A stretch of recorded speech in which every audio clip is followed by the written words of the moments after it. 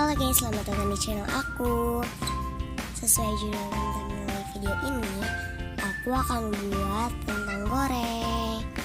Lalu gimana sih caranya, apa saja bahan-bahan dan alatnya? Ikuti terus ya video ini, jangan skip-skip. Dan jangan lupa like, komen, dan subscribe ya. Oke guys, untuk langkah pertama, kalian harus potong kentangnya dulu.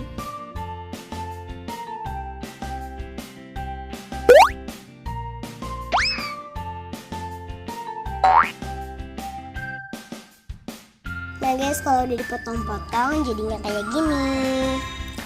Nah lanjut, kita langsung masak. Oh iya guys, jangan lupa ya, sebelum digoreng kentangnya harus dicuci bersih dulu. Nah guys, setelah dicuci kentangnya, setelah dicuci bersih ya, goreng ya. Nah ini dia guys hasilnya. Itu enak banget nih, garing banget. Dan itu masih banyak yang belum kegoreng. Ini duluan yang kegoreng dan langsung bakal aku cobain. Guys, ternyata emang garing banget nih, enak banget.